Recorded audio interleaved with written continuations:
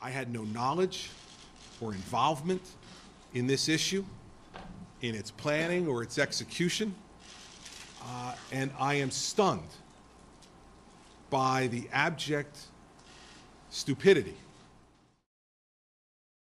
Welcome to Washington Square News. This is Op-Ed Live.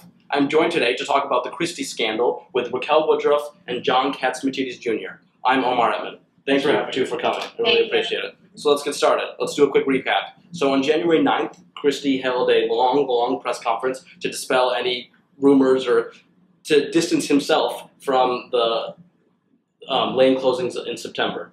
And recently, David Wildstein, the former Port Authority official and his high school classmate, interestingly enough, has come out and said that he has proof that Christie knew of the lane closings all along, which opposes everything he said a few weeks earlier. So, initial thoughts, on the press conference. Okay, well, just going first on the press conference. Yeah. I mean, is it possible that Christie had no idea what was going on during the lane closures on September 9th through the 12th, and that his chief of staff, or deputy chief of staff, Virginia Kelly, did this all on her own and was completely devised by his administration without his knowledge? Is it possible? Yes. Is it plausible? No. There's if what he's saying is true, I think there's a huge incompetency issue. For instance, you've got 4 full days of complete crazy traffic. You've got tens of thousands of people of your constituents trapped, on George Washington Bridge, and you're not at all curious as to why. And then you hear about it afterward, and it's this traffic study, and you don't even wonder, what was this traffic study for? What was the purpose of the traffic study? I mean, for a hands-on governor who has this tight-knit political staff, it doesn't really seem likely that he would have just let this go without any sort of investigation.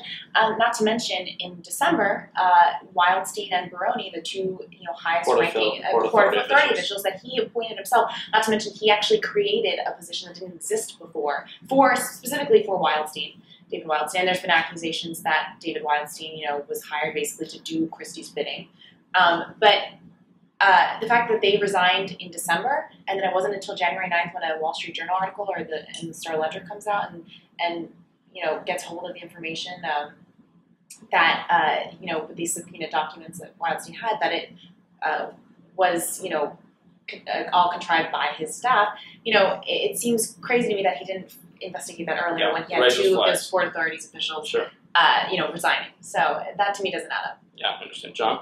Let me just say that I think the actions done by members of this administration who have been removed are despicable. And I think that, and to get it straight, Wildstein said that he knew about it during the Christie knew about it. Christie knew about it during the lane closings.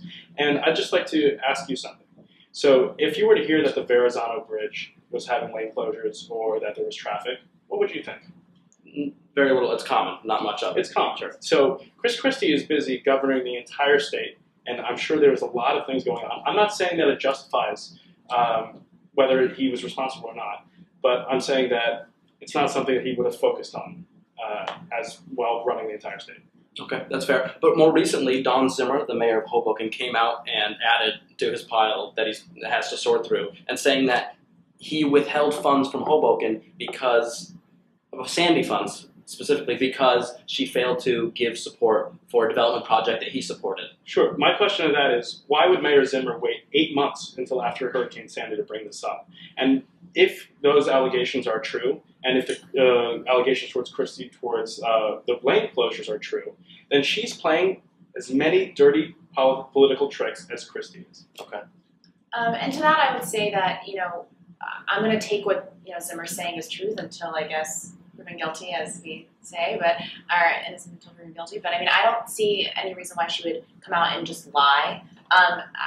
Her reasoning is that 8 months ago, Christie was at the height of his political career.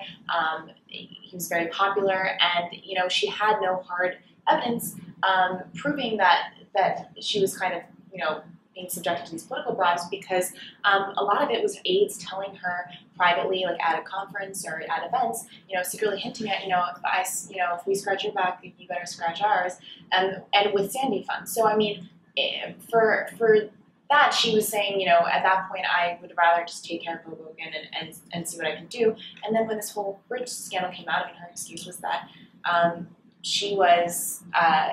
she knew that Christie's credibility had been questioned, and now it's more likely that people would actually start focusing and trying to investigate her further. Believe her more now. Don't you think at the height of Christie's political stardom, which was his great work during Hurricane Sandy, she would have released that information? And I do agree with what you said. No, There is still no hard evidence, and still no evidence to suggest that he did. And exactly, and so that's why I want to stress that Hoboken was not an isolated incident.